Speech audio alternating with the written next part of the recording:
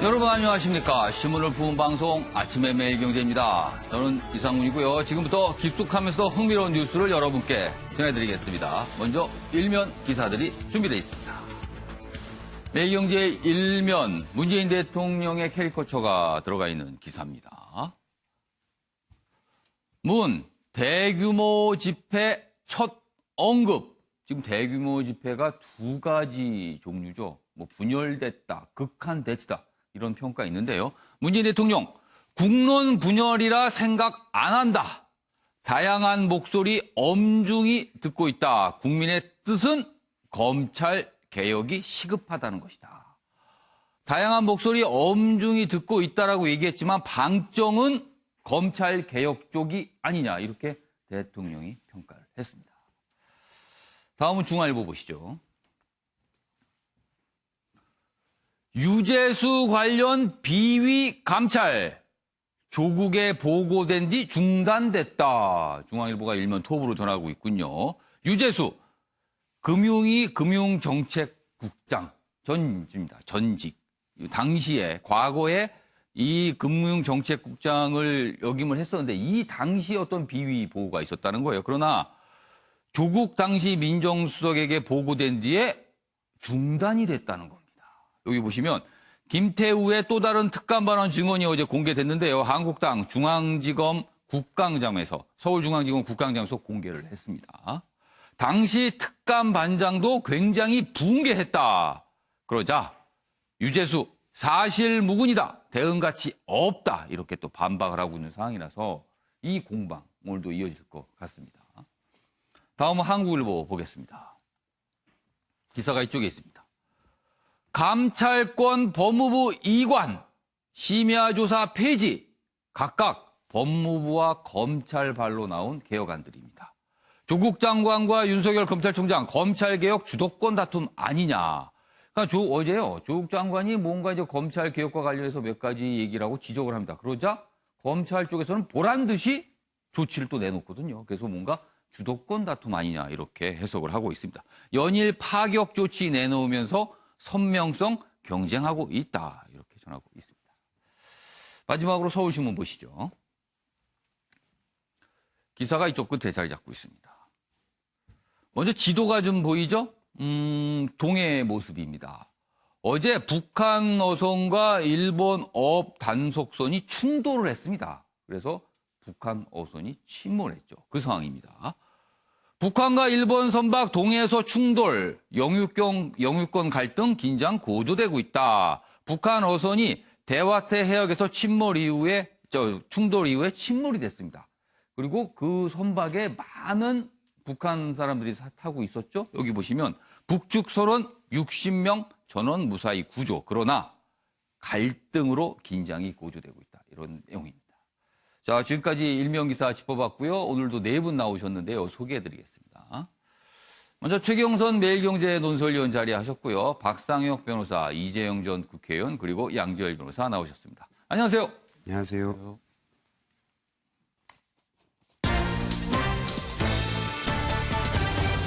오늘 다룰 주요 이슈들을 정리한 아침을 여는 키워드 4가지 준비되어 있습니다. 첫 번째 키워드 이쪽 화면 봐주시죠.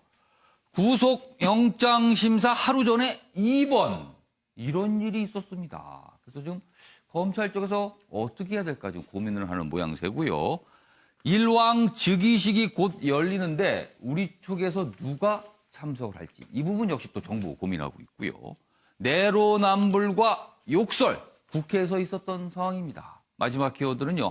나는 억울하다. 화성 연쇄 살인사건 8차 사건 관련된 내용 오늘도 이어지고 있습니다.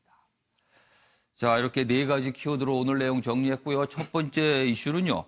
어제 국회에서 있었습니다. 서울중앙지검을 대상으로 한 법제사법위원회 국정감사인데요. 참 많은 모습, 그리고 많은 분들이 그 상황을 어제 실시간으로도 중계도 됐거든요. 지켜보면서 개탄하신 분도 참 많았으리라 생각이 듭니다. 그 상황 지금부터 시작해 보겠습니다. 서울신문입니다. 패스트트랙 수사 압력 논란에 어제 좀 국감에서 이런 일이 있었어요. 여상규 위원장, 김종민 의원의 여기 보시면요. X 뭐 이렇게 신 같은 게 욕입니다. 욕. 이런 얘기가 나왔어요. 국감장에서. 그래서 굉장히 논란이 됐죠. 결국 이제 사과하면서 마무리는 됐으나 이렇게까지 여야가 적대시 상황으로 가고 있는 거냐. 또 한 번 걱정을 낳는 장면이었습니다. 조국 장관을 둘러싼 신경전 돈 없는 법사위 모습이었습니다. 야당 조국 장관 가족 사기단의 수괴다. 그러자 여당은 인신공격이다. 또 이렇게 공방이 있었고요. 그리고 검찰 선진화법 손댈 일 아냐 질타한 여상규. 그러니까 패스트트랙 관련 수사를 지금 검찰이 진행하고 있는데 여상규 위원장이 이거에 대해서 지금 검찰이 수사할 사항이 아니다라고 얘기를 한 거예요. 그러자 당연히 여당 쪽 의원도 반발했죠. 수사 뭐 압력이다 이렇게 반발했습니다. 그러니까 반칙이라고 반발한 김종민 의원의 막말, 욕설을 섞인 말말을 했다가 사과를 했습니다. 어제 상황입니다. 여러 가지 모습 중인데 이 모습도 하나 있었고요. 그리고 다음 기사입니다. 또 다른 모습도 포착이 됐습니다. 기사 이쪽에 보시면요. 조국 수사 싸고 내로남불 설전 욕설 논란. 이 국회에서 뭐 설전 욕설, 설전은 그럴 수 있습니다. 그러나 욕설은 있어서는 안 되는 거예요. 그리고 내로남불 논란도 있었다. 이건 뭘까요? 여기 보시면 법사위 국감 여야 난타전 이렇게 돼 있는데 요 아랫부분입니다. 아랫부분에. 방금 전에 여상규 위원장과 김종민 의원이 어떤 설전이 있었다는 얘기 소개해드렸는데 그 내용이 이어집니다. 여상규 패스트트랙 검찰 수사 이거 적절하지 않다. 그래서 질책을 하자 김종민 의원이 수사 대상이 어떻게 이런 말을 할 수 있나 명백한 반칙이다 그러자 야당 쪽에서 김종민 의원의 그 반박을 받아서 또 이렇게 얘기합니다. 그런 논리면 조국 장관은 사퇴해야 한다 이렇게 얘기하니까 내로남불 아니냐 지적하자 김종민 의원이 발끈하면서 이렇게 이야기합니다. 내가 조국이냐. 그러면서 돌출 발언이죠. 그러니까 많은 분들이 내로남불을 인정한 거냐. 뭐 이렇게 상황이 된 겁니다. 그러자 김종민 의원은 그 이후에 이제 상황을 또 수습하는 발언까지 있었습니다. 이게 어제 상황이에요. 어제 국회 모습이었습니다. 그래서 내로남불 논란, 욕설 논란 이렇게 벌어졌습니다. 자, 그럼 여기서요. 어제 모습 영상으로 직접 확인해 보겠습니다.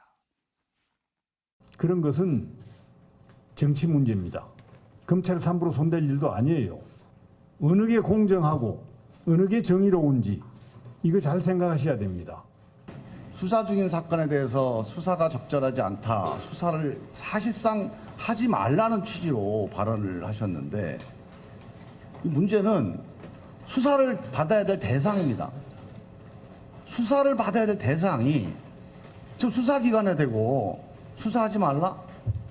부당하다? 하겠습니다. 제가 우리 여상규 의원님 그리고 우리 김도우 의원님 이 발언 취소하고 사과하세요. 국회 모독입니다 이건. 질문이나 해요. 쓸데없는 소리 하지 말고. 야당 간사가 이런 건 조정해갖고 좀 정리할 생각을 해야지. 덩달아서 감싸고 말이야. 내가 조국이야 내가? 뭐하는 소리야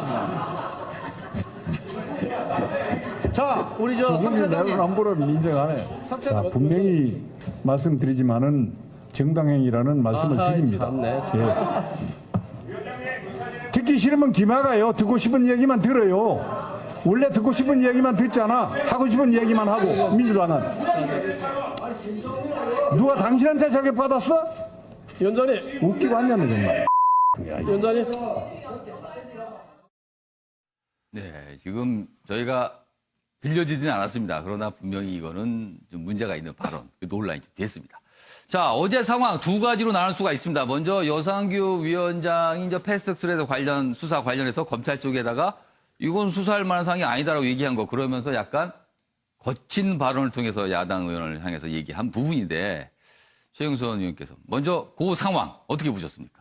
일단 여상규 위원장이 판사까지 지낸 법조인 예. 출신입니다. 그런데 저것이 수사 대상이 아니다. 예. 그렇게 얘기하는 걸 듣고는 상당히 저는 좀 당황스러웠습니다. 어이가 없다. 약간 놀라신 건가요, 그럼? 예, 법조인 출신이 저게 왜 수사 대상이 아니고 정치행위라고 그러느냐. 왜냐하면은 이게 국회 선진화법에 예. 국회의원들이 스스로 앞으로는 폭력행위를 하지 말자. 예. 회의 방해를 하지 말자 해가지고 예. 스스로 국회의원들이 국회법에 처벌 조항을 만든 겁니다. 예. 우리 두 번 다시 예, 국회에서 폭력행위를 하면 예. 우리 스스로 처벌받자 해서 국회법 166조입니다. 그 회의 방해를 하기 위해서 폭행을 행사하면은 예. 5년 이하 징역, 예. 1,000만 원 이하 벌금을 내자 하고 자기들 국회의원들이 조항을 만든 겁니다. 예. 그리고 혹시 회의 방해하면서 폭행을 해서 상해를 입히면 7년 이하 징역을 처하자. 예. 이렇게 국회의원들이 법을 만들었거든요. 예. 그 상황이 이번에 벌어진 겁니다. 폭행이 예. 벌어지고 상해를 입은 사람이 생긴 겁니다. 예. 그러면은 그 국회법에 따라서 누군가는 처벌을 받아야 되는 겁니다. 처벌을 받으려면 어떻게 수사 과정이 필요하죠. 예. 수사를 해서 누구에게 책임이 있는지 밝히고 거기에 따라서 처벌을 해야 되는 겁니다. 이 모든 것들이 국회의원들이 법을 통해서 스스로 만든 겁니다. 근데 이제 와서 이건 수사 대상이 아니다. 예. 이 판사를 지낸 분이 하실 말씀이신지 정말 놀라웠습니다. 그러니까 그런 부분을 지금 국감장에서 검찰을 향해서 얘기한 게 이게 좀 적절하지 않다라고 좀 판단하신 거네요. 자, 박상혁 변호사. 여상규 위원장이 그런 검찰을 향한 그런 발언, 그리고 또 약간 욕설이 섞여서, 물론 사과를 하면서 이제 수습은 됐습니다만, 국감장에서는 이제 논란이 됐습니다. 그 부분은 어떻게 보셨어요? 여상규 위원장 같은 경우는 지난번 청문회 당시부터 예. 과도하게 그 위원장으로서 개입을 해서 청문회의 어떤 질서라든지 이런 예. 것들을 좀 흐트린 측면이 좀 그 있습니다. 당시에도 여당 의원들이 좀 반발을 했죠. 예, 굉장히 좀 반발이 있었고 예. 많은 국민들이 저게 보통의 위원장의 모습이 아니다라는 좀 비판이 있었습니다. 예. 지금 우리 정치에서 가장 큰 문제점 중에 하나가 이 정치가 예. 검찰 또는 법원으로 가는 이 정치의 사법화 현상입니다. 예. 이런 현상들을 만드는 당사자들이 바로 이 정치인들이거든요. 그리고 와서 지금 여상규 위원장이 예. 이것이 문제이니 검찰 보고 수사를 하면 안 된다라고 하는 것은 본말이 좀 전도되어 있는 것이고요. 먼저 스스로 좀 되돌아볼 필요가 있습니다. 좀 전에 우리 최 의원님도 말씀해 주셨지만 예. 이 국회 선진화법이 어떻게 해서 제정되었고 예, 어떻게 해서 지금 국민들이 지켜보고 있는지를 다시 한번 좀 경각심을 가지고 좀 바라봤으면 좋겠고요. 예. 하나 더 덧붙이자면 예. 어제 간 자격이 예. 그 국회 감사위원으로 가신 겁니다. 예. 국민들도 바라보고 있지만 그 현장에 많은 그 감사를 받는 대상 기관에 나와 있는 분들이 있습니다. 예. 어떻게 그런 분들이 감사위원들을 바라보시겠습니까? 굉장히 그 실소를 자아냈을 것이고요. 예. 다시 한번 이 반성과 이런 분들을 촉구합니다. 어제 이제 여상규 위원장과 관련된 내용 이외에 또 한 가지가 이제 김종민 의원의 발언이었어요. 뭐 내로남불 뭐 이런 얘기가 나오다가 내가 조국이냐. 그래서 어제 이제 그 발언이 나오고 물론 김종민 의원이 그에 수습을 좀 했습니다. 뭐 내로남불 아니다. 뭐 이렇게 하고 수습을 했습니다만 김종민 의원의 지금 상황을 보면서 무의식 중에 어떤 생각이 좀 이렇게 돌연 드러난 거 아니냐. 그래서 아까 영상에 확인해 보셨지만요. 그 얘기가 나온 뒤에 국감장이 약간 웃음이 이렇게 좀 이렇게 꽉 찼죠. 갑자기 돌출 발언이니까 예상하지 못한 발언에서 그랬습니다. 그래서 이 얘기 좀 해보겠습니다. 이재용 전 의원께서는 김종민 의원의 저 발언, 내가 조국이냐, 어떻게 들으셨습니까? 그 프로이트의 말실수란 얘기가 있죠. 예. 예, 속내에 담고 있었던 말이 그 상황에서 돌출 발언으로 이렇게 나온 것 같아요. 예. 그러니까 본인이 그 조국 장관의 예. 그 계속되는 청문회에서 굉장히 조국을 앞장서서 이렇게 보호해주지 않았습니까? 그리고 거기서 나왔던 말들도 보면은 예. 그런 말도 있죠. 스텝이 꼬인다. 소위 말해서 자기가 내뱉은 말을 담지 못할 만한 말들도 해놓은 예. 것으로 기억이 납니다. 예. 예를 들어서 조국이 이런 것이 만약에 사실로 드러난다면 장관은 해서 안 된다고 나도 생각을 한다. 예. 라는 얘기도 그때 했었지 않습니까? 이런 류의 말들을 많이 했는데 소위 말해서 본인이 지금 뱉어놓고 보니까 지금 예. 검찰 수사라든지 지금 사회에서 돌아가고 있는 여러 가지 정황들이 사실로 드러날 수도 있다라는 예. 그 정황들이 계속 속속 예, 드러나면서부터 아마 본인 스스로가 좀 긴장하지 않았을까 이런 생각이 들고 내로남불 예. 즉 진짜 내가 하면은 로맨스 남이 하면은 불륜 예. 이것을 자기 스스로도 예. 조국이 그런 것이 아닌가라는 생각을 하고 있는데 마침 그 상황 속에서 예. 그런 말이 툭 튀어나온 것 같습니다. 사실 내로남불이라는 표현은 얼마 전까지만 해도 그냥 이렇게 재미삼아, 뭐 장난삼아 이렇게 하는 표현이었는데 지금은요 무슨 정식 무슨 말처럼 됐습니다. 그리고 모르는 학생들 같은 경우는 이게 무슨 사자성어냐 뭐 이런 건데 전혀 그런 거 아니었거든요. 그런데 너무나 많이 쓰이고 있어서 국회에서까지 어제 그렇게 많이 나왔습니다. 많이 쓰인 것에 대한 이제 예. 부분은 예. 왜 이렇게까지 많이 쓰이냐에 대해서 우리가 봐야 되겠죠. 예. 그만큼 내로남불 상황들이 많아졌다는 것 아니겠습니까? 지금 여당과 청와대에서 하고 있는 예. 여러 가지 모습들 또 나중에 얘기할 것 같은데 대통령의 발언 이런 예. 것들이 모두 다 내로남불식으로 비춰질 수 있는 부분이 충분히 있다고 생각하기 때문에 예. 이렇게 많이 쓰이는 것 자체가 아마 그 사실들이 예. 그런 상황들이 너무 많아져서 그런 걸로 저는 파악하고 있습니다. 양지열 변호사, 김종민 의원의 발언이 굉장히 짧고요. 그리고 이제 돌연 나온 말이긴 하지만 저 말 속에 보면은 여당의 그래도 고민이 어느 정도 좀 섞여 들어간 거 아닌가 뭐 이렇게 또 해석하시는 시각도 있습니다. 어제 사안 어떻게 보셨습니까? 그런 얘기들도 나왔고, 뭐, 이철희 의원 같은 경우에는 예. 그 조국 장관 얘기보다 이제 피의사실 공표와 관련해서 여당도 그동안에 그런 부분들을 이용했던 게 아니었냐라는 얘기는 했었어요. 과거에. 근데 과거에 야당 시절 얘기를 하는 거군요, 그러면. 그렇죠. 근데 이제 김종민 의원에 대해서는 저는 생각이 좀 다른 게 예. 김종민 의원 다른 누구보다도 지금 조국 장관 둘러싼 수사에 관해서 굉장히 깊이 좀 이해를 하고 있고 관련해서 조사도 하셨고 언론에 여러 가지 인터뷰도 예. 하셨고 저는 이제 나란히 앉아서 얘기를 해본 적도 있었는데 예.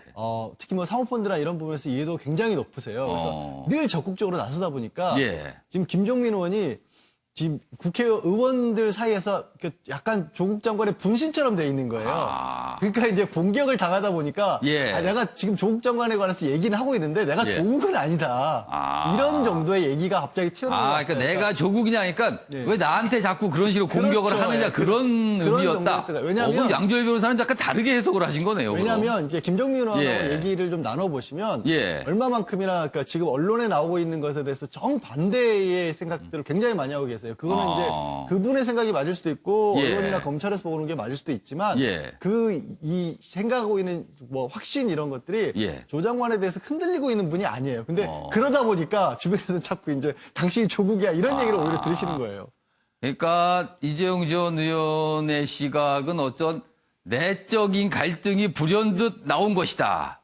양지열 변호사는 조국 장관을 적극적으로 오고하고 있는데 왜 나를 향해서 공격하나 내가 조국 장관이냐 이런 반응이었다. 이거 완전 해석이 다른데요. 근데 예. 그 부분에 있어서 정치인들의 이제 그 내면을 들여다보면은요. 예. 정치인들은 잘 나가거나 아니면 좋은 이슈에는 항상 얹혀가려고 그러고요. 예. 아닐 때는 멀어지려고 합니다. 예. 그거 이제 본질인데 예. 내가 조국이냐라는 것은 나는 조국이 아니다라는 말씀을 하셨다는 뜻은 예. 조국이라는 배가 거의 이제 침몰될 수군이 된 게 아닌가라는 판단을 했을 수도 있지 않을까. 특히 그 내면을 많이 더 들여다봤다면은 예. 그 내용들을 예. 뭐 이런 상상까지 저는 해보는데 그거는 예. 이제 조만간 검찰 수사가 마무리가 될 테니까 지금까지 김종민 의원이 내뱉었던 예. 말들, 보호했던 말들이 어떻게 판가름 날지는 곧 드러나지 않겠습니까? 뭐 두 분 얘기 보니까 뭐 말 한마디가 나왔는데 이게 뭐 심리학자분들이 와서 분석을 해야 되는 상황까지 가는 것 같네요. 아무튼 어제 국감장에서 뭐 주목을 받은 장면이었습니다. 그래서 오늘 좀 소개해드렸습니다. 자, 이번에는요. 조국 장관 일가의 수사 관련 내용들이 오늘 좀 나와 있는데요. 이 모습은 뭘까요? 소개해드리겠습니다. 다음 기사입니다. 구속영장 심사 하루 앞두고 조국 장관의 동생 허리 수술해야 된다 입원했습니다. 그러자 법 쪽에서는요. 이거 의도적 수사방해 의도가 있는 거 아니냐 이렇게 또 의심을 하고 있습니다. 여기 보시면 어제죠. 어제 입원을 했는데 오늘 사실은 영장실질심사, 구속영장 실질심사를 받으러 나와야 되는 날이었거든요. 근데 바로 그 전날 입원을 한 거예요. 여기 있습니다. 자, 조 씨 측은 최근 넘어지는 바람에 허리 디스크가 악화했고 8일 수술을 받기로 했다. 오늘이잖아요. 오늘 원래 영장실질심사가 있는 날인데. 수술 후 1, 2주간 외출할 수 없다고 주장한 것으로 알려졌다. 법원은 당초 8일 오전, 오늘입니다. 10시 30분 심사를 열고 조 씨 구속 여부를 결정할 계획이었는데 못 나온다고 한 거예요, 어제. 수술을 한다고. 근데 입원했습니다. 그러자 이런 얘기가 좀 뒷말이 나옵니다. 여기 있습니다. 이미 조국 장관 아내 정경심 씨가 이미 한 차례 조사 중단을 요구하고 병원에 입원했다가 다시 퇴원하는 등 일정이 늦어진 상태다. 그리고 이제 몸이 불편하기 때문에 조사를 뭐 오래 못 받는다 그래서 이제 일과 시간에만 바꾸다 가기도 하고 그랬잖아요. 자, 여기에다가 조 장관 동생까지 입원할 경우 수사가 지연될 수 있다는 것이다. 직접 이런 얘기입니다. 양지열 변호사, 이거 법적으로는 이런 권리는 있겠죠, 물론. 저는 저기 뭐 법조계에서 누가 수사 방해라는 얘기를 했는지 모르겠는데요. 예. 대한민국에서 수사를 방해할 수 있는 사람은 지금 예. 없습니다. 예. 제가 단언을 하다시피 예. 지금 검찰이 이렇게까지 뭐 여러 가지 뭐 논란의 수사를 하는데도 불구하고 예. 대통령도 못 말리는 수사예요. 누가 그 일개 개인이 거기에 대해서 수사를 방해합니까? 예. 굳이 쓰겠어요. 혹시 수사에 저항하는 게 아니냐 정도 미미한 저항 이런 정도로 표현할 수 그럼 방해는 아니고 저항 정도로도 볼 수 있다. 그러니까 검찰에 달린 거예요, 이 부분은. 사실 이제 저기 법원에서도 구인영장을 발부를 했다시피 저게 예. 만약에 허위로 발부된다면 언제든지 강제 구인할 수 지금 있는 구인장은 상황이에요. 발부된 상태죠. 구인장 일주일짜리 발부가 돼 있기 때문에 그러면 검찰이 만약에 결정을 한다면 강제로 구인을 할 수 있는 그렇죠. 거죠. 저게 디스크도 아닌데 수술했다, 뭐 가짜했다 그러면 언제든지 구인할 수 있는 상황이지. 예. 저 조장관의 동생이라는 예. 분이 그걸 들어서 뭐 수사를 그리고 저게 지금 예. 현재 뭐 신속하게 수사를 하지 않으면 예. 뭐가 없어지고 이런 상황도 아니잖아요. 그렇기 때문에 저건 뭐 마침 정 교수가 이제 조국 장관 부인이 한번 이제 병원에 입원했던 예. 거가 마치 공교롭게 겹치니까 예. 이걸 이제 언론에서 그런 식의 말씀을 하신 것 정도이지 실제 현실에서 수사방해란 말이 나올 상황은 못 돼요. 최영선 의원께서는 어떻게 보셨어요? 저는 이 국민들의 눈이 무섭다고 보는데 예. 한동안 이제 검찰의 압수수색 범위나 시기 이런 것들이 예. 과도하게 느껴질 때가 있었거든요. 예. 그래서 이거 검찰이 너무 과도하게 수사하는 거 아니냐. 그런데 지금은 저 우연이라고 말씀을 하셨지만은 예. 우연도 겹치게 되면은 사람들이 의심을 하게 됩니다. 예. 이게 수사의 방해나 저항이 예. 이제 과도한 수준에 이르는 거 아니냐. 어. 예를 들어서 사람이 사실 배고플 때나 아플 때는 예. 배려가 필요합니다. 예. 아픈 사람들한테 배려를 해주는 것은 당연한 일이죠. 그렇지만은 지금 정경심 교수가 예. 조사받을 때 일반인들로서는 상상할 수 없는 예. 뭐 조사 중단이라든지 예. 이런 것들이 있었고 뭐 권리라고는 할 수 있지만 사실은 어떻게 보면 또 이례적이라는 평가가 많았거든요. 뭐 건강이 많이 예. 안 좋을 때는 당연히 뭐 그럴 수 있죠. 예. 아픈 사람을 데리고 수사를 강행한다는 것도 예. 있을 수 없지만은 그런 것들이 지금 동생하고 이렇게 겹치면서 예. 과연 이게 우연이겠느냐. 그리고 구속영장을 집행을 하려고 그러는데 수술을 받으러 갔다. 이거 저 지금 처음 듣는 그리고 얘기거든요. 전날, 예. 전날이란 말이에요. 그러니까 예. 그래서 아마 많은 사람들이 지금 이 단계에서는 이렇게 이제 생각할 겁니다. 예. 과거에 검찰 수사가 좀 과도하고 생각을 했는데 지금 예. 수사 방해나 저항이 과도한 단계에 들어서는 거 아니냐. 예. 이렇게 생각하는 사람들도 양조열 많이 생기지 않을까 변호사는 좀 싶습니다. 방해는 아니지만 뭐 미미한 저항 정도로 아니냐 이렇게 좀 평가했는데 아무튼 약간 모양새는 좀 뒷말이 좀 나오는 상황이다 이런 말씀이시네요. 예, 박상혁 변호사. 이건 한 가지 좀 말씀드리고 싶은 게 예. 이게 저는 그 언론의 좀 교묘한 편집이라고 생각합니다. 지금 이 조국 동생과 예. 저 정경심 교수가 예. 무슨 공범 관계에 있는 것이 아니거든요. 이 사안 자체가 다릅니다. 예. 즉 웅동학원 사건에 있는 것이고 예. 정경심 교수는 최근에 있었던 사모펀드라든지 예. 또 뭐 자녀의 문제에 있는 것이잖아요. 예. 전혀 공범 관계가 있거나 일단 지금 혐의를 받고 있는 사안은 각각입니다. 본질적으로 다른 사건이고 예. 또 무슨 변호인단이 공동 변호인단을 통해서 하나의 사건을 이렇게 변호하고 있는 것도 아니거든요. 예. 근데 두 개의 본질적으로 다른 사건을 하나로 지금 편집해서 이렇게 해가지고 이 사람들이 굉장히 뭐 수사에 저항하거나 예. 수사를 방해하려고 하는 시도를 보여주고 있다. 그런 이런 좀 교묘한 편집술이라고 좀 생각합니다. 이 언론 보도 알겠습니다. 자체가. 자, 이런 상황에서 이제 수사 관련 내용이 하나 더 있습니다. 다음 기사 보겠습니다. 어제요. 조국 장관의 오촌 조카 공소장이 공개가 됐습니다. 그 내용입니다.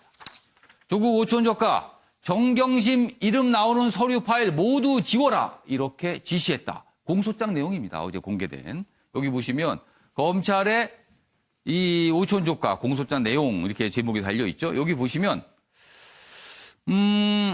청와대 청문 요청서 제출 3일 뒤, 사흘 뒤에 코링크 직원에게 파일 삭제를 지시했다. 그리고 이틀 뒤에는 노트북 하드도 교체하라. 이렇게 지시했다는 거예요. 그럼 이거는 약간 증거인멸의 의혹을 받게 되는 상황이에요. 공소장에 있는 내용입니다. 그리고 조 씨는 현재까지 코링크 총괄 대표를 맡고 있다. 그리고 정경심, 조국 장관의 분 정경심, 펀드 투자 위장에 지분 매입했다는 의혹도 받고 있다. 어제 공개된 공소장 내용을 소개하고 있습니다. 이재용 전 의원님, 지금 이 공소장 내용대로 이게 기소가 되는 거예요. 이런 내용으로. 그러면 이게 증거인멸 혐의가 되잖아요. 지금. 그렇죠. 그렇다면 이 부분에 다툼이 좀 꽤 치열하게 있을 것 같습니다. 이거 어떻게 보십니까? 저는 이걸 보면서 예. 아까 우리 박상혁 변호사님께서 그 예. 말씀하셨잖아요. 언론이 좀 악의적으로 편집을 예. 해서 각각 다른 사안을 이렇게 하나로 이렇게 예. 뭉뚱그리로 만드는 그런 것이 있는 것 같다라고 말씀을 해주셨는데 그렇게 바라볼 수도 있는 시각이 있다고 생각을 하지만 저는 이것이 예. 조국 장관이 예. 또 조국 장관뿐만 아니고 조국 장관의 전체적인 가족이 가지고 있는 뭐라 그럴까요? 도덕성에 있어서의 불감증 또 여러 가지로 자신들이 불법 행위를 하는 것에 대한 이런 공유 행위 예. 이런 것들이 드러나는 하나의 그 모습이라고 생각을 합니다. 예. 지금 조국 조카에 대해서 이런 얘기가 나오면 또다시 조국 조카하고 조국 장관하고는 또 별개다라고 얘기하는 거를 여당에서 계속 주장을 하고 있어요. 근데 예. 가만히 보면 조국 장관과 조카는 별개다. 와이프하고는 별개다. 딸하고는 별개다. 모든 게 조국 장관은 별개다라고 얘기를 하고 있거든요. 그런데 이런 것들이 하나하나 모이게 되면은 저는 국민들이 바라볼 거라고 생각을 합니다. 아, 이 조국은 조국뿐만이 아니고 이 조국 가족 전체가 완벽하게 이 사회에서 거의 지난번에도 말씀드렸죠. 기생충 역할을 하고 있었구나. 그런 것을 드러나게 하는 그런 한 사례라고 생각을 하고 이미 저 정도의 수사 증거물을 가지고 있다면은 뭐 기소뿐만 아니고 기소는 이미 됐지만은 나중에는 그거에 합당한 벌을 받을 거라고 저는 생각합니다. 또 그걸 국민들이 원하고 있을 거라고 생각합니다. 지금 수사와 관련된 두 가지 기사를 봤어요. 지금 네 분 의견 보시면 굉장히 갈리죠. 첨예하게 사실은 나뉘고 있습니다. 자, 조국 장관을 둘러싼 우리 사회 시각도 지금 이렇게 나누고 있어서 여러 가지 좀 분열 얘기가 나오는데 지금 조국 장관과 관련해서 최근 지난 6일이죠. 그럼 며칠 됐습니다. 모습이 포착이 됐는데 그 기사도 보겠습니다. 이 기사를 보는 시각도 아마 완전히 갈릴 걸로 봅니다. 일단 소개를 좀 해드리겠습니다. 주말에 미술관 찾은 조국 장관. 낙검수 주진우와 저녁. 왜? 뭐 제목이 이렇게 달려있어요. 근데 제목만 봐서 이게 무슨 상황일까 합니다. 좀 더 상황에 대한 설명이 있습니다. 여기 보시면 그러니까 이게 부인인 정경심 교수가 검찰의 소환 조사를 받은 다음 날이에요. 그러니까 좀 어떻게 보면은 좀 심각할 수 있는 상황인 거죠. 여러 고민도 좀 있고. 자, 뭐 한국화 전시회 20분쯤 둘러본 뒤, 그다음에 뭐 주진우, 그다음에 미술관 대표와 함께 식사를 했다. 뭐 수일 사적 모임에 뭐 관용차 논란도 있다. 법무부 뭐 이런 거에 대한 어떤 질문에 대해서 공적인 일정수 있었다. 이렇게 뭐 설명을 하고 있다고 합니다. 여기 보면 사진도 찍었습니다. 여기 보면 이 미술관 대표와 함께 이렇게 둘러보는 모습. 지난 6일 오후, 뭐 저녁쯤입니다. 시간상 보니까. 이렇게 내용이 좀 돼 있는데요. 자, 이 기사. 사실은 부인이 검찰 조사를 받은 다음 날이기 때문에 굉장히 좀 심각할 수 있잖아요. 그래서 미술관을 둘러볼 만한 어떤 정신적인 마음의 여유가 있겠느냐. 그러나 봤다. 뭐 이렇게 볼 수도 있을 것 같고요. 또 한 가지는요. 언론에서 기사를 이런 기사까지 취재를 해갖고 실어야 되겠느냐. 뭐 이렇게 또 볼 수 있을 것 같아요. 그래서 이 기사를 보는 시각이 완전히 나뉠 것 같습니다. 그래서 좀 패널 두 분께 최영선 의원과 양지열 변호사 두 분께 의견을 좀 제가 의견을 좀 여쭙겠습니다. 이 기사.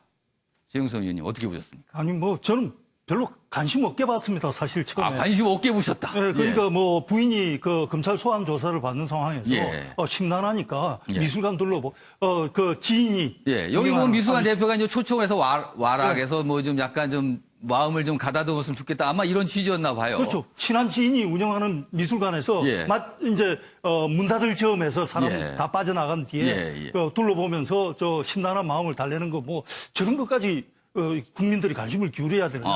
별로 관심 없다. 저는 뭐 이렇게 정리하고 싶습니다. 별로 관심 없다. 뭐 이런 기사 있지만 그냥 쓱 보고 지나갔다 이런 말씀이시네요. 양지열 변호사 어떻게 보셨어요? 뭐 저도 사실 크게 다르지는 않습니다. 그러니까 뭐 저런 상황에 그럼 뭐 조 장관이 부인도 수사받고 했으니까 어디 가서 뭐 예를 들어 술을 엄청 드시고 뭐 이렇게 뭐 좀 좋지 않은 실수를 했다 이렇다라면 저렇게까지 행동하기 추진할까 하시지만 그러니까 저 심란한 상황에 아는 사람 만나서 얘기라도 좀 들어야 되지 않을까요? 또 주진우 기자 같은 경우에는 언론인이지만 방향성에 있어서는 지금 이제 전반적인 다른 언론에서 보고 있는 것과는 조금 다르게 보고 있기 때문에 조 장관이 어떤 얘기를 듣고 싶더라도 들을 만한 사람이 또 없지 않습니까? 근데 주진우 기자 정도가 또 공교롭게 또 저 같은 미술관 대표 또 같은 후배라고 하네요. 그런 자리에서 이렇게 만남을 주선해 준 게 아닌가 싶네요. 그러니까 두 분 말씀은 별 관심 없다. 그리고 굳이 좀 생각해 보자면 조국 장관이 좀 답답하니까 하소연도 좀 하고 얘기 좀 듣고 그런 자리였다. 뭐 이렇게 나오고 있습니다. 그래서 오늘 보니까 아무튼 조선일보에 나왔는데 좀 눈길을 잡는 기사, 사진까지 있어서 눈길을 잡는 기사긴 했습니다. 예, 박상혁 변호사. 저는 여기서 주목해야 될 게 이게 좀 전에 제가 예. 마련했던 기사에 하고 지금 이 기사하고 같은 신문사입니다. 조선일보죠. 딱 조선일보에서 예. 어떤 의도로 좀 전에 이재영 전 의원님께서 말씀하신 예. 그러한 의도로 두 가지 기사를 같이 냈다고 생각합니다. 즉 조국 예. 장관 일가에 대한 어떤 악의적인 시선을 예. 유도하기 위한 그런 기사로 저는 뭐 평가하고 싶습니다. 이재영 전 의원은 어떻게 보셨어요? 전 여기에서 요 기사 내용만 보면 두 가지가 좀 의구심이 들어요. 예. 뭐냐면은 정경심이 2차 소환된 그 다음 날이잖아요. 예. 근데 2차 소환 기억나시지만 2차 예. 소환도 되느냐 안 되느냐라는 얘기가 예. 많았습니다. 왜냐하면 병원에 입원을 했었으니까. 그리고 소환된 이후에 2시간만 이제 하고 예. 10시간인가 뭐 8시간인가는 예. 이제 뭐 그거 점검한다는. 예. 그래서 이게 뭐 황제 수사 아니냐 뭐 이런 얘기를 많이 들었는데 이런 거죠. 만약 제 와이프가 예. 몸이 아파서 수사도 받을지 못할 정도로 입원을 해야 되고 아팠다면은 제가 언제 제가 여유롭게 미술관에 가서 미술을 보고 그림을 보고 아는 사람 지인과 초밥을 먹고 예. 와인 뭘 하겠습니까? 예. 또 두 번째는 아마 이거의 후속 기사가 나올 거라고 저는 상상을 해보는데 예. 그건 사실인지 아닌지 모르겠지만 사적인 모임에 법무부 장관의 관용 차량과 수행비서 2명이 따라붙었다는 거 아니에요 주말에? 예. 그러면은 아마 조국 장관의 지금까지의 행태를 보면은 아마 이런 부분에 대해서 과거에 문제됐던 것들에 대한 트위터라든지 뭐 페이스북에 뭐 글을 올렸었을지는 않았을까. 물론 그게 나올지 안 나올지는 좀 예. 모르겠습니다만은 이렇게 남들에 대해서는 그 도덕성 그런 부분에서 예. 비판했지만 자기는 그걸 버젓이하고 있는 이런 모습. 예. 이거는 좀 문제가 있다고 생각을 합니다. 어떻게 보면 뭐 아까 최영선 의원 말씀하신 대로 별 관심은 사소한 일일 수 있는데 또 보기에 따라서는 다양한 시각, 워낙 조국 장관 둘러싼 우리 사회의 시각이 지금 첨예하게 맞서기 때문에 이런 기사도 소개가 되는 게 아닌가 합니다. 알겠습니다. 자, 이번에는요. 어떻게 생각하십니까? 순서를 진행해 보겠습니다. 패널 네 분의 한 방이 있는 해설을 들어보겠습니다. 주제 보시죠.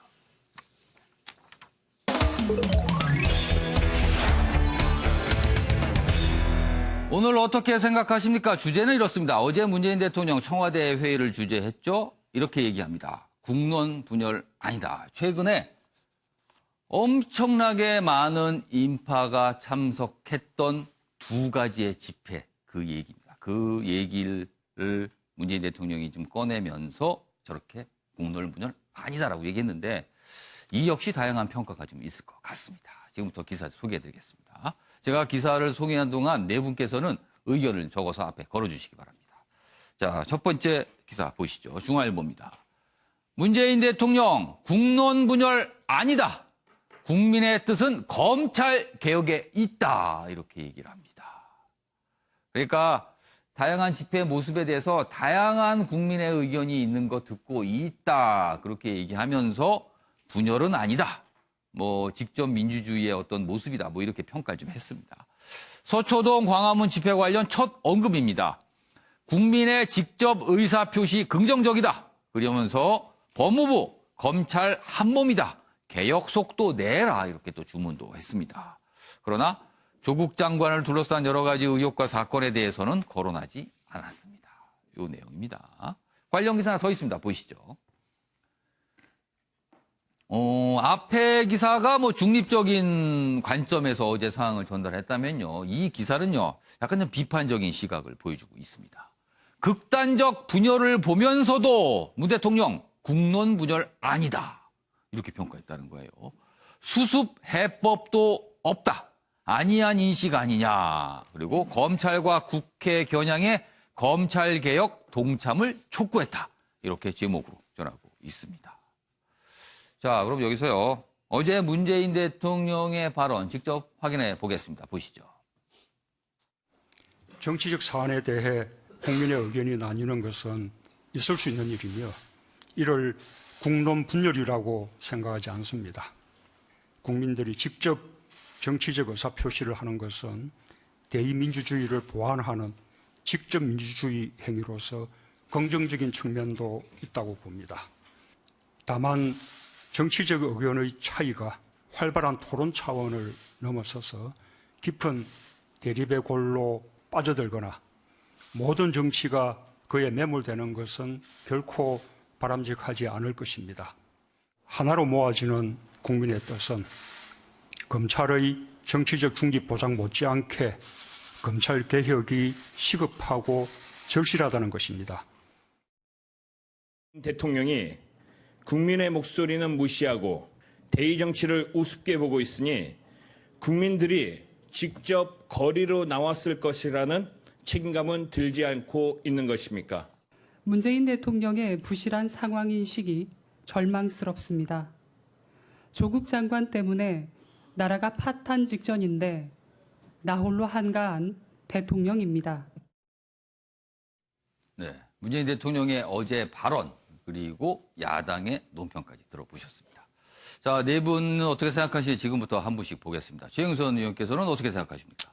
일단 운동권과 같은 인식이다라고 제가 적었는데 예. 대통령의 인식으로서는 굉장히 당황스럽고 좀 부족해 보입니다. 당황스럽다라고 표현하셨네요. 아까 여상규 법사위원장의 예. 그 말에 대해서 당황스러웠듯이 예. 지금 문 대통령의 그 이 발언에 대해서도 저는 예. 상당히 당황스러운 것이 오늘 정치권에서 곳곳 당황스러운 모습을 보신 거네요, 그럼 지금. 이게 국론 분열이 예. 아니다라는 말 자체가 저는 예. 정말 이해할 수가 없습니다. 국민들이 각각 제각각 다른 정치적 생각을 예. 가질 수는 있습니다. 예. 그러나 생업을 뒤로 하고 길거리로 나오는 것은 예. 이건 보통 심각한 문제가 아닙니다. 경제도 제대로 안 돌아가는 충격을 받을 수 있고 국정 운영 정체에 어떤 충격을 줄 수 있는 대단히 심각한 문제거든요. 예. 아니 국민들이 생업을 팽개치고 길거리로 나오고 있는데 그게 별 일이 아니다는 식으로 안이하게 바라보는 대통령이 과연 이 국정에 대해서 정말 예. 책임감을 느끼고 있는지 정말 당황스럽습니다. 그리고 사실은 이 운동권 세력 그러니까 평생을 길거리에서 투쟁하면서 살아온 예. 사람들은 길거리에 사람이 쏟아져 나오는 게 오히려 즐겁고 반갑고 그럴지도 모르겠지만 국민은 각자 제자리에서 자기의 예. 역할을 해야 되는 겁니다. 예. 정치가 실패했기 때문에 국민들이 길거리로 나오는 겁니다. 예. 이거는 심각한 상황인 겁니다. 그리고 운동권 세력들은 예. 항상 자기가 옳고 예. 상대편에 있는 사람들은 그러다고 이런 어떤 뭐 선과 악의 대결 구도로 몰고 가는데 예. 지금 저 대통령의 말씀 중에서도 예. 검찰 개혁은 보이는데 조국 사태라는 주장은 또 안 보이는 모양이에요. 그러니까 지금 양쪽에서 집회가 벌어졌는데 한쪽 집회는 들리는 것이고 예. 한쪽 집회는 지금 인용도 안 하고 있거든요. 예. 이런 시각으로 봤을 때 예. 과거의 그 인권 변호사로서 길거리에서 투쟁하던 그 인식을 그대로 아직도 가지고 청와대에 계신 거 아닌가 하는 느낌이 들어서 상당히 당황스럽습니다. 그렇다면은 최영선 의원께서는 약간 좀 너무 과거의 그 인식에 좀 머물러 있는 거 아니라는 이런 지적이시네요. 자, 박상현 변호사, 다이내믹 코리아 이렇게 쓰셨네요. 그러니까 우리 정치 역사를 보면 예. 정치를 발전시키고 우리 민주주의를 발전시키고 성숙시켰던 것은 광장의 역사였습니다. 우리는 그 경험이 많죠. 광장을 통해서 예. 많은 국민들의 의사들이 분출되었고 예. 그를 통해서 그것이 결국은 또 한편으로는 제도적으로 또 승화하는 그런 역사를 가지고 예. 있습니다. 그게 87년 6월 항쟁이었고요. 예. 지난 국정농단 사태를 종식시켰던 예. 촛불도 마찬가지였습니다.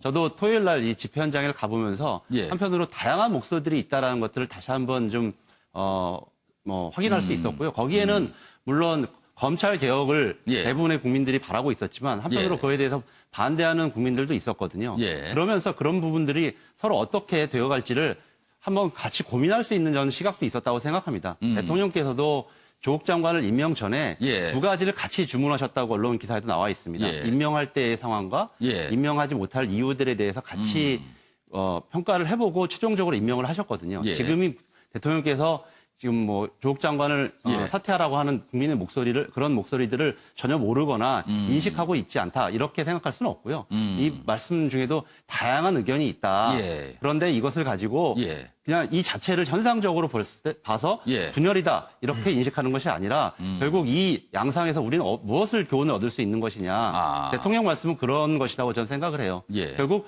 우리 역사적으로 볼 때 우리를 민주주의를 성숙시켰던 광장의 역사에서 이 여러 가지 목소리가 있고 예. 현재 이것을 해결해야 될 것은 결국 정치권과 예. 또 대통령 스스로의 몫이라고도 본인들 잘 인식하고 있다고 생각이 들고요. 단지 지금 좀 말씀하시기 어려운 게 조국 예. 장관에 대한 수사가 예. 진행 중이기 때문에 예. 거기에서 대해서 단정적으로 얘기하게 되면 또 혹시나 수사에 대한 가이드라인이다 이런 또 비판도 있을 수 있기 때문에 그런 말씀은 좀 자제하시면서 정치권 전반에 어떤 지혜를 예, 또 예. 촉구하셨기 때문에 이런 점들은 좀 주목해야 될 필요가 있다고 생각합니다. 그러니까 박상학 변호사께서는 우리 국민의 역동성을 대통령이 포착한 거다. 뭐 이런 정도의 분석으로도 보이네요. 역사적 안목을 갖고 계신 거죠, 대통령께서. 알겠습니다. 자, 최영선 의원과 박상학 변호사 이 분석을 들어보니까 다른 사안 갖고 분석한 것 같기도 합니다. 지금 이 분석만 들어보면요, 지금요. 자, 이재용 전 의원께서는요, 벌거벗은 임금님, 무슨 동화 제목입니까? 네, 동화 제목이죠. 예. 아시겠지만 그 어떤 사람이 와가지고 예. 임금님한테 옷을 만들어주면서 이게 가장 아름다운데 예, 예. 그걸 모르는 사람들은 보이지 않을 테니 걱정하지 말아라라고 예, 예. 얘기하고 예. 임금은 그걸 입고 거리를 활보하면서 벌거벗은 채로 벌고 다니면서 나는 아름다운 예. 옷을 입고 있다 이렇게 얘기하는 거 아니겠습니까? 많은 분들이 알고 계신 동화 내용을 또 자세히 소개해 주시는군요. 아무튼 그 내용이 지금 말씀하시려는 주제에 녹아 있다는 거죠, 지금. 이걸 저는 하신 이유가. 이렇게 보는 예. 거죠. 조국이라는 본인이 생각했을 때 아니면 예. 진영에서 생각했을 때 아름다운 옷을 입고 있다고 생각을 하는 것 같은데 예. 국민들은 이제 본질을 보기 시작을 했거든요. 예. 아름답지도 않을 뿐더러 진짜 아무것도 아니다. 그리고 그것에 대해서 귀를 철저하게 막고 있고 예. 또 그 어제 회의석상에서 대통령이 발언했을 때 그 주위에 앉아 있었던 사람들 예. 어떤 행동을 하는지는 모르지만 저는 굉장히 가머니설로 조국이라는 거를 지켜내야 되고 조국이라는 예. 것을 끌고 나가야 됩니다라는 말로 예. 대통령을 현혹시키는 게 아닌가. 지금 반쪽짜리 대통령이 되어 있습니다. 그리고 그건 이미 대통령이 틀리고 대통령이 예. 말씀하시는 부분에 굉장히 동의할 수 없다는 국민들의 여론은 어제 나왔던 여론조사에 이미 벌써 나오고 있어요. 예. 같은 기관에서 했던 예. 대통령 지지율에서는 아마 최저치라는 거를 저는 알고 있었는데 예. 이 벌써 트렌드상 보면 이 조국 사태 이후에 대통령 지지도가 얼마나 많이 떨어지고 있습니다. 근데 그것을 괜찮다? 이거는 뭐 대의민주주의를 보완할 수 있는 예. 직접 민주주의다? 이렇게 말씀하시는 것 자체가 굉장히 이 상황을 오해하고 있고 예. 아예 그 청와대 안에서만 예. 지내시면서 밖의 여론을 밖의 목소리를 진짜 못 듣고 계신 게 아닌가 이런 우려스러운 부분입니다.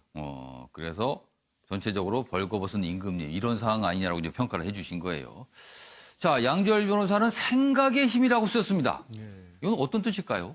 같은 사안을 같은 일이 벌어지고 있는데 예. 그 일에 대해서 어떻게 바라보고 어떻게 생각하느냐에 따라서 사안의 어떤 결과도 달라질 수 있다고 예. 보는데 대통령이 지금 나서서 그러면 국민이 지금 나눠서 큰일이 났습니다라고 얘기를 국민 앞에 하면 진짜로 이 나라는 쪼개집니다. 그런데 이거는 예. 그게 아니라 각자의 인식들이 드러나 있는 부분들이고 그리고 예. 이제 대통령도 스스로 그렇게도 말씀하셨잖아요. 이게 심각한 갈등의 골로 가도록 방치해서는 안 된다. 예. 그러니까 아직까지는 그렇게 받아들이겠다. 그리고 저는 뭐 광화문도 가보고 서초동도 가봤는데요. 예. 뭐 극히 일부 한쪽에서 좀 과격한 목소리가 나오거나 행동이 있는 것 예. 빼고는 양쪽 다 우리가 생각하는 과거의 시위, 막 정경들하고 싸우고 경찰하고 대치하고 예. 이런 게 아니라 양쪽 다 축제 같은 분위기가 대다수였어요. 그렇기 때문에 이게 국민들이 이제 직접적인 민주주의로서의 대의제를 예. 보완하는 역할로서의 기능도 한다라는 말씀도 그래서 하실 수가 있는 거고 예. 지금 상황이 이제 조국 장관을 임명해놨기 때문에 예. 임명하자마자 뭐 일 절반 정도 국민들은 또 반대할 수도 있지만 예. 임명권자라서 그럼 그대로 바로 물러날 수 있느냐 이 일을 해보고 예. 정치적 부담을 떠안고 성과를 내면 예. 그게 이 선출된 권력으로서의 어떤 더 큰 지지를 얻어내는 거고 거기서 좋은 결과가 나오지 예. 않으면 더 실패하는 거예요. 그건 어차피 위험 부담은 대통령의 몫인 거죠. 저는 여기서 예. 한마디만 정영석 더 붙이고 싶은 게 남의 일 얘기하듯이 해서는 안 된다는 겁니다. 이게 지금 국민들이 예. 지금은 평화적으로 잘 예. 집회가 되고 있는 건 다행스러운 일이죠. 예. 그런데 이것이 반복되고 새 대결이 이어지면은 예. 갈등의 길이 깊어지게 돼 있습니다. 그래서 예. 이것을 남의 일 하듯이 저게 뭐 대의민주주의에 긍정적인 일도 있다 이렇게 할 일이 아니라 예. 국정 최고 지금 지도자로서 예. 이게 정치의 실패로 인해서 이렇게 국민들이 거리로 나오는 데 대해서 예. 스스로 책임감을 느끼고 예. 이 문제는 뭐 조국 장관에 대한 수사가 끝나는 대로 예. 해법을 찾을 테니 예. 여당의 지지층부터 자제해서 각자 본업에 충실해 달라든지 이런 식으로 좀 책임감을 갖고 예. 국민들을 진정을 시키는 게 옳은 일이지 예. 어떻게 남의 일 하듯이 이건 대의민주주의에 뭐 그럴 수 있는 일이다. 예. 이렇게 내팽개치듯이 얘기하는 것은 절대 아니지 않나 하는 생각이 듭니다. 자, 문재인 대통령 어제 청와대 회의를 주재하면서 최근의 집회 상황에 대해서 국론 분열은 아니다라는 평가를 내렸는데 그 평가에 대해서 야당 쪽, 여당 쪽 반응 다르고요. 지금 오늘 나오신 네 분도 각각 다른 결의 반응을 좀 보여주셨습니다. 정치권 기사가 하나가 더 있는데요. 짧게 보도록 하겠습니다. 보시죠. 여기 보시면 이해찬 더불어민주당 대표, 집권 여당 대표입니다. 국회의장이 거리 정치 극복하자며 부른 5당 대표 5천엔 빠졌습니다. 그래서 어제도 또 이게 좀 얘기가 좀 있었는데요. 빠진 이유가 설명이 좀 일단 돼 있습니다. 그 내용부터 소개해드리죠. 민주당은요, 어제입니다. 모임 2시간 전인 오전 10시쯤에, 이거 5차 모임이니까 12시에 만나기로 한 거거든요. 문자매체를 통해서 이 대표는 초월해가 민생을 위해 도모하는 장이 아니라 정쟁을 위한 성퇴장으로 변질되고 있어서 지금 태풍 피해, 아프리카 돼지열병, 일본 수출 규제 등등으로 가뜩이나 예미져 있는 국민의 마음을 고려해 불참을 결정했다. 그러니까 민생을 위해서 정쟁을 하는 곳 안 간다. 이런 취지였습니다. 그렇지만 또 참석한 야당 의원들이다 이제 국회의장은 조금 아쉬움을 표했어요. 여기 보시면 문의장 줄에 신부 왔는데 신랑이 빠진 격이다. 아쉽다. 그리고 어제 그 자리에서는요. 5당 대표가 모이는 정치협상회의를 운영하기로 합의를 했습니다. 근데 이 정치협상회의는 처음에 이 아이디어 자체가 이해찬 대표한테 나오는데 어제 분이 빠진 상태에서 합의가 됐거든요. 그래서 좀 아쉽지 않은가. 심상정 대표도 또 이렇게 얘기합니다. 전쟁 중에도 대화를 하는데 이해찬 대표 안 오신 거는 좀 섭섭합니다. 이런 취지를 밝혔습니다. 또 이해찬 대표 나름대로 여기 가서는 정쟁만 하는데 안 가겠다. 이런 취지의 또 입장을 밝히기도 했습니다. 어제 상황 영상으로 확인해 보겠습니다. 국민은 국회와 정치권만을 바라보고 있는데 우리는 지금 무엇을 하고 있습니까? 민생은 내팽개치고 진영 싸움에 내몰려서 국민을 거리로 내모는 그런 형국이 아닌가라고 생각합니다. 분열의 정치, 편가르기 정치, 선동의 정치가 위험선에 다다랐습니다. 빈대 잡자고 주가상가 다 태울 수는 없는 일입니다. 자, 제가 이제 반복해서 말씀을 드리지만 지금 정치 상황 그리고 구체적으로는 조국 장관을 둘러싼 여야의 대치 그리고 거리의 대치 국면이 조금 심각하지 않은가 이런 걱정을 하시는 분들 많거든요. 어제 이제 이해찬 대표의 이런 초월의 불참도 역시 이제 이런 갈등의 혹시 연장선상이 아닐까 이런 우려도 있는데요.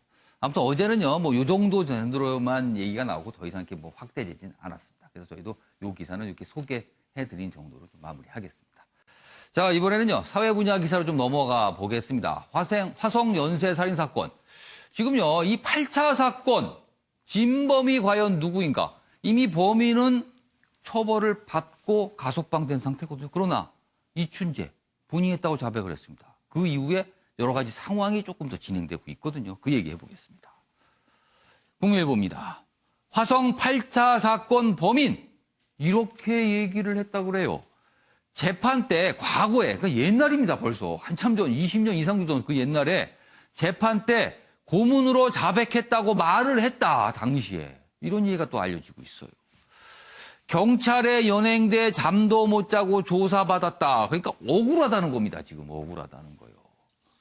자, 어제 민감용 경찰청장이요 기자들 상대로 약간 이거에 대해 설명이 있었습니다. 강압수사 논란에 대해서 선진실규명 뒤 피해자 회복 조치. 그러니까 진실규명을 먼저 좀 해보겠다. 들여다본다. 이 얘기였습니다. 관련 기사 하나 더 있습니다. 보시죠.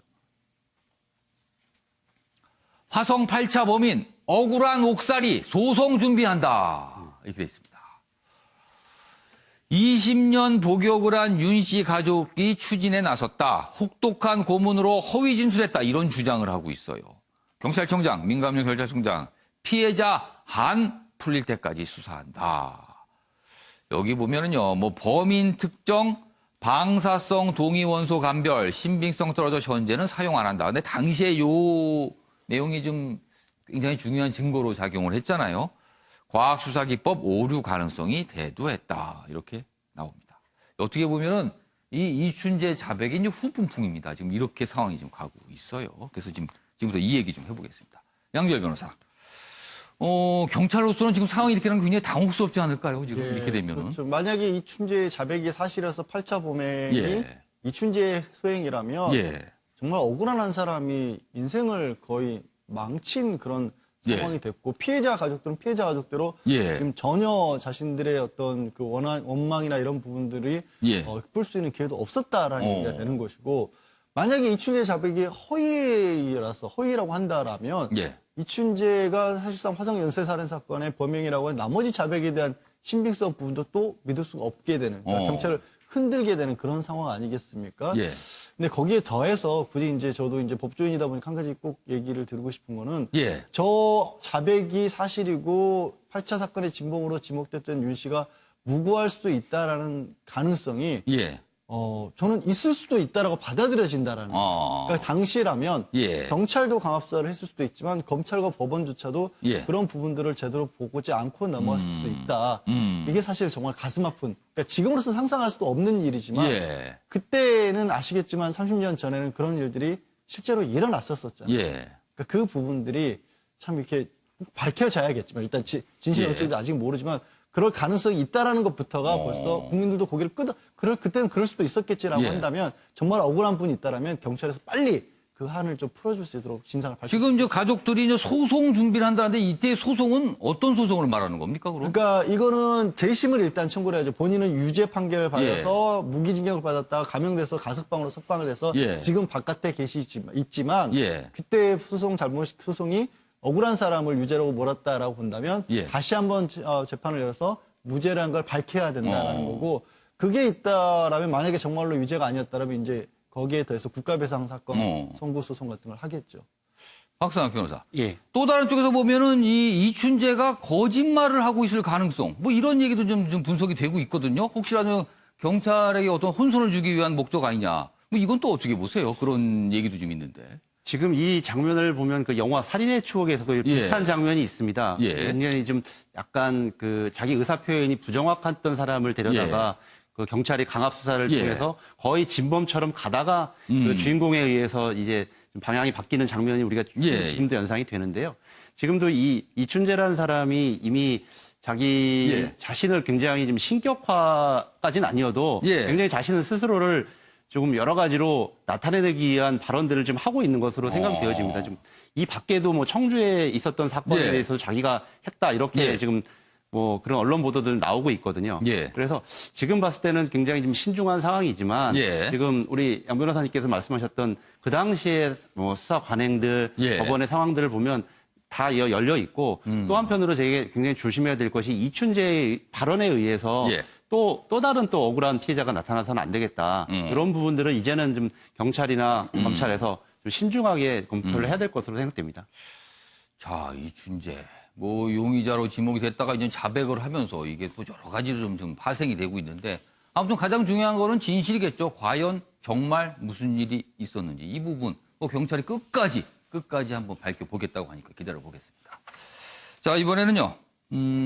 일본과 관련된 얘기입니다. 일왕즉위식 이달 22일로 예정돼 있거든요. 자, 그럼 각국에서 축하 사절들이 참석을 합니다. 그럼 우리는 과연 보낼 것인가?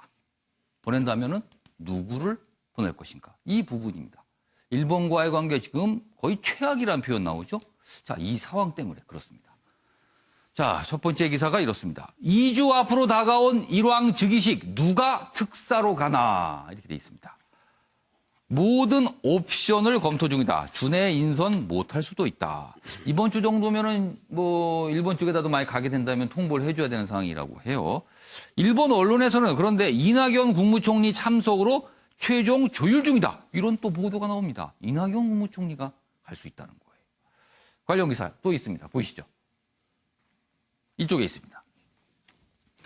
일왕즉위식에 이낙연 총리 참석, 일본 언론, 한국 정부와 최종 조율, 문재인 대통령 참석 가능성 없어졌다. 그래서 이낙연 국무총리가 간다. 뭐 이런 얘기입니다. 우리 측에서는요, 이번 주 안에 결론 날 듯하다. 이렇게 돼 있습니다. 자, 최영선 의원님, 무게가 이낙연 총리 참석으로 가는 것 같아요. 일단 뭐 조율 얘기 나오고, 그 일본 언론도 이제 적극적으로 보도가 나오고 있어요. 그렇다면은 일단 좀 아직까지는 100%는 아니라는 가정을 하겠습니다. 그럼 이낙연 국무총리가 참석하는 부분 어떻게 보십니까? 일단 그 개인 간에도 예. 사실은 뭐 관계가 안 좋거나 예. 할 때 경조사가 예. 그 돌파구가 되는 일이 있습니다. 예. 그 경조사에서 만나서 서로 이 그 위로를 하고 하다 보면 뭐 축하를 하고 위로를 하다 보면은 평소도 안 풀리는 일도 풀릴 수가 있는 거거든요. 예.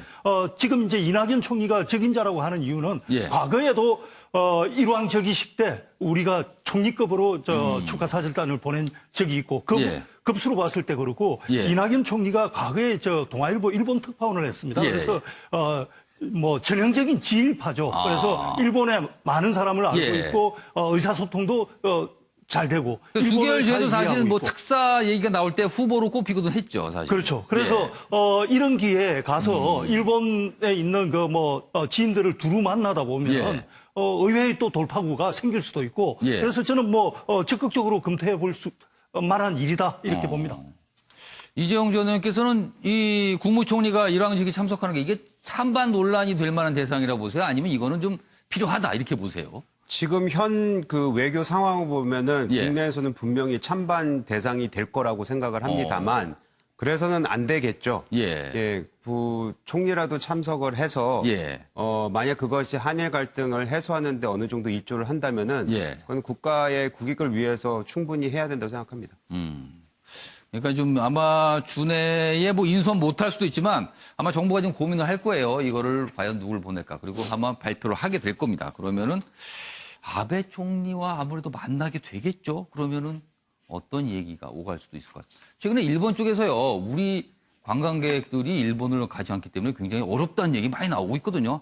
아마 아베 총리도 그런 부분에 압박을 느끼지 않을까 합니다. 알겠습니다. 자, 이번에는 경제 기사로 좀 이어가 보겠습니다. 여기 있습니다. 1만 대, 그러니까 만 대로 늘리겠다는 타다에 정부는 즉각 운행 중단 엄포다. 이렇게 돼 있습니다. 승차 경우 얼마 전에 굉장히 갈등이 있었죠. 그래서 어떻게 보면은 가까스로 뭐 미봉책이라는 얘기도 있지만 아무튼 조금 타협의 어떤 가닥을 잡은 건데 승차 공유 놓고 또 정면 충돌이다. 지금 여기 있습니다. 타자 1주년 간담회를 열었는데요. 차량은 10,000대, 기사는 5만 명 등 내년까지 전국 서비스를 하겠다 선포를 했습니다. 지금 차량이 한 1,400대 정도 운영되거든요. 그러자 국토부는 시행령 개정 만지작하면서 대타협 무시한 발표다, 부적절하다. 사실 이 타다는요, 지금 여객운수법 시행령, 요 법에 보면은요, 이게 렌터카거든요. 렌터카에 운전기사가 함께 가서 서비스를 해주는 이런 사업이거든요. 그런데 렌터카는 승용차는 안 되고 11인승 이상 승합차부터 가능하거든요. 근데 그 규정을 활용해서 지금 사업을 하는 건데 정부에서는 이게 사실상 택지처럼 운영한다 이런 시각을 갖고 있는 것 같아요. 그래서 시행령 개정해서 이거 좀 어떻게 좀 막겠다 뭐 이런 입장인 것 같고 그리고 지금 택시업계 반발도 거세서 대타협을 그동안 가까스 이러는데 이거 무시한 조치다. 그래서 지금 정부는 좀 불만을 갖고 있고 뭔가 조치를 취할 분위기입니다. 양지열 변호사, 이 승차 경우 이게 해결이 잘 안 되네요, 지금. 이게 뭔가 새로운 산업이 탄생을 했고 기존 산업이 있고 충돌을 벌이고 중간에서 정부가 뭔가 중재를 해야 되는데 어려움이 있고 뭐 이런 상황 같아요, 지금. 정확하게 다 정리를 하신 예. 것으로 보여요. 그러니까 기존에 있었던 운송수단하고 예. 좀 다른 어떤 형태의 것들이 나타났고 저 형태에 또 찬성하는 분들도 있지만 저게 기존에 이제 택시라고 하는 굉장히 대한민국에서 큰 대중교통 사업의 생존권을 위협하는 수단으로 될 수도 있지 않습니까? 예. 그럼 양태도 모였기 때문에 굉장히 이제 극단적인 반응도 많이 나왔었고 예. 반면에 외부에서 충격이 오다 보니까 요즘에 또 택시 서비스라든가 택시 다양해지고 택시도 좀 좋아졌다라는 그런 얘기들도 또 예. 길거리에서 보이거든요. 최근에 승차 경우 이런 서비스에 대해서 사실 만족도가 좀 높다는 네, 굉장히 좀 평가가 나오거든요. 제가 택시를 타봐도 좀 좋아진 것도 있고 차들도 예. 새로운 모습도 좀 보이고 그렇다라는 느낌이 오는데 그렇다면 이러한 갈등에서 긍정적인 것과 부정적인 부분들을 어떻게 중재를 할 것인가가 정부의 몫이지 않습니까? 일단 대타협의안이 만들어져 있는데도 불구하고 타당 측에서 일괄적으로 1만 대를 열리겠다라고 하는 것은 사실 이 타협안 자체를 깨는 거기 때문에 좀 있을 수 없는 건데 그렇다면 어떻게 보면 뭐 선제적으로 저렇게 얘기를 했다라면 또 바라는 부분이 또 있을 것으로도 보여요. 뭔가 우리가 흥정을 하기 위해서 좀 크게 좀 지르는 경우들 있지 않습니까? 그러면 기존에 택시 하시는 분들의 생존권을 위협하는 방법이 아닌 그런 것이 아닌 상황에서 또 어떠한 내용들이 들을 만한 것이 있는지를 좀 찾아봐야겠죠. 자, 그러니까 사실상 그 택시와 비슷한 서비스를 하는데 법적인 실체는 택시가 아니고 뭐 이런 문제예요. 지금 그래서 지금 갈등이 벌어지고 있는데 정부 그리고 업계가 어떤 합리적인 해결 방안을 내놓을지 저희가 좀 지켜보도록 하고요. 다음 기사 역시 경제와 관련된 내용입니다. 부동산 얘기입니다. 여기 보시죠. 16억을 갖고 44억 집을 샀다. 수상한 거래 다 뒤진다. 여기 있습니다. 정부가 서울 집값이 치솟자 특단의 대책을 마련했습니다. 강남 4구 그리고 마용성서 이른바 최근에 집값이 좀 많이 오르고 있는 이런 지역들을 말하는데 집중 조사하겠다는 거예요. 그래서 돈이 많지 않은데 굉장히 비싼 집을 산 경우에 대해서 들여다보겠답니다. 보겠다고 지금 이렇게 뭔가 정부가 나선 건데 탈세, 편불법 대출 샅샅이 훑어서 뭐 좀 나중에 어떤 식의 조치를 취하겠죠. 현금 부자 많아 실효성 없을 것이다. 또 이런 지적도 있습니다. 이렇게 정부가 해봐야 이게 대책이 되겠느냐 뭐 이런 또 지적이 또 합니다. 최근에 서울 지역 집값 심상치 않습니다. 그리고 평당 1억 거래도 이루어졌다는 얘기가 나왔잖아요. 그래서 정부도 지금 굉장히 뭔가 좀 급한 모양새인데 이런 부분이 효과가 있을까 뭐 그런 기사입니다. 아무튼 좀 부동산 조금 심각하게 가고 있는 것 같습니다. 자, 마지막 기사는 북한 관련 기사입니다. 어제도 북한 기사 좀 전해드렸는데 북한이 계속 엄포를 내놓고 있어요. 여기 보시죠. 북한 김명길, 미국과 협상의 대표였죠. 김명길 북한 외무성 순회대사인데요. 북한으로 돌아가는 길에 이렇게 얘기합니다. 미국이 준비 안 되면 끔찍한 사변이 있을 수 있다. 끔찍한 사변. 우리에게 사변이란 표현이 붙는 그 상황이 있어요. 우리한테 사변. 근데 좋지 않습니다. 그 기억은요. 근데 끔찍한 사변이라고도 얘기를 합니다. 여기 보면 스톡홀름 노딜 압박 높이는 북한이다. 그리고 이번 회담에 대해서 역스럽다. 뭐 역겹다라는 북한의 표현합니다. 이렇게까지 불만을 나타냈습니다. 그러면서 끔찍한 사변을 뭐 있을 수 있다고요. 엄포를 놓은 거예요. 자, 이재용 전 의원. 네. 어떻게 보세요, 이 상황? 지금 북한이 뭐 계속적인 압박을 통해서 미국을 어떻게 해서든지 좀 바꿔보려고 하는 것 같은데요. 이 대화가 있기 전에 태영호 공사가 모 신문에 사설을 낸 적이 있습니다. 그때 북한은 이번 대화장에 나오는 것이 진정성 없는 것이다라고 내용으로 썼는데 그것이 아마 사실로 드러난 것 같고 중국하고 이제 만나는 그 과정 속에서 이러한 뭐 협상에 또 그거를 수위를 높이려고 하는 것 같은데요. 지금 트럼프 같은 경우에는 아시다시피 지금 사면 초과에 지금 당해 있지 않습니까? 지금 뭐 미국 내 정치 상황이 뭐 굉장히 심각하죠, 지금. 그렇죠. 또 그렇기 때문에 트럼프 협상력이 떨어진 게 아닌가라는 것을 또 파고 들어가는 전략적인 부분도 있어 보이고 굉장히 여러 가지 복합적인 게 들어가 있는 것 같습니다. 박상현 변호사, 압박이라고 보기에는 끔찍한 사변은 좀 사실 듣기에 굉장히 좀 섬뜩해 보이거든요. 이렇게까지 얘기하는 거는. 북한의 속내는 뭘까요? 북한 자체가 표현 자체가 워낙 우리랑 좀 다르기 때문에 전에 예전에 뭐 불바다니 뭐 이런 좀 우리로서는 감정적으로나 이성적으로는 받아들이기 어려운 발언들을 쓰고 있는 것은 사실인데요.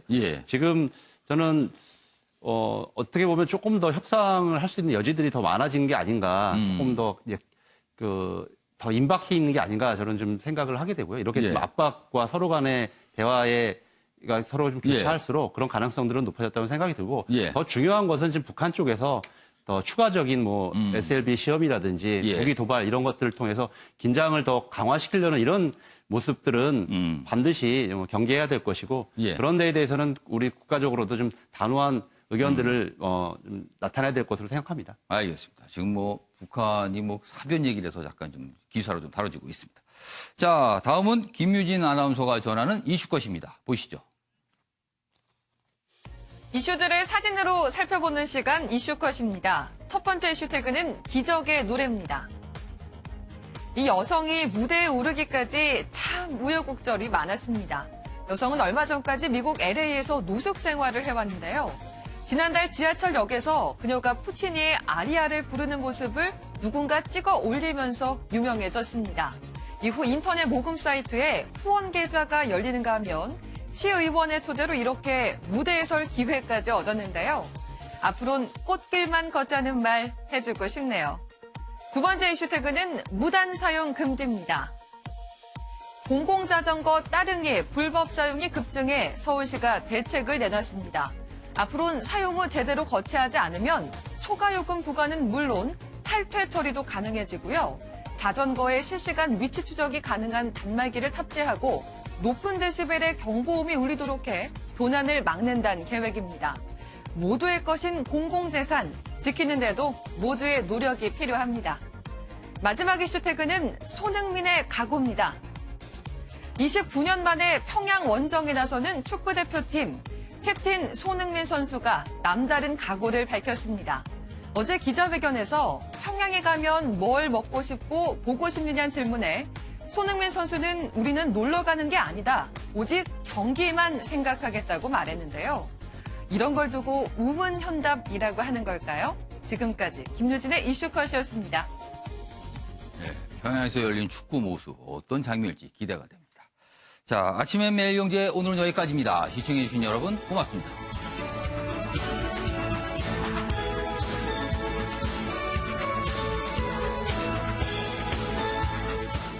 이슈들을 사진으로 살펴보는 시간 이슈컷입니다. 첫 번째 이슈 태그는 기적의 노래입니다. 이 여성이 무대에 오르기까지 참 우여곡절이 많았습니다. 여성은 얼마 전까지 미국 LA에서 노숙 생활을 해왔는데요. 지난달 지하철역에서 그녀가 푸치니의 아리아를 부르는 모습을 누군가 찍어 올리면서 유명해졌습니다.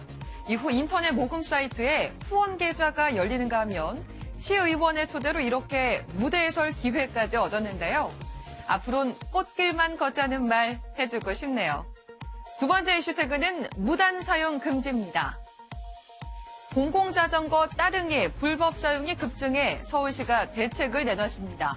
앞으로는 사용 후 제대로 거치하지 않으면 초과요금 부과는 물론 탈퇴 처리도 가능해지고요. 자전거에 실시간 위치 추적이 가능한 단말기를 탑재하고 높은 데시벨의 경보음이 울리도록 해 도난을 막는다는 계획입니다. 모두의 것인 공공재산 지키는 데도 모두의 노력이 필요합니다. 마지막 이슈 태그는 손흥민의 각오입니다. 29년 만에 평양 원정에 나서는 축구대표팀 캡틴 손흥민 선수가 남다른 각오를 밝혔습니다. 어제 기자회견에서 평양에 가면 뭘 먹고 싶고 보고 싶느냐는 질문에 손흥민 선수는 우리는 놀러 가는 게 아니다. 오직 경기만 생각하겠다고 말했는데요. 이런 걸 두고 우문현답이라고 하는 걸까요? 지금까지 김유진의 이슈컷이었습니다.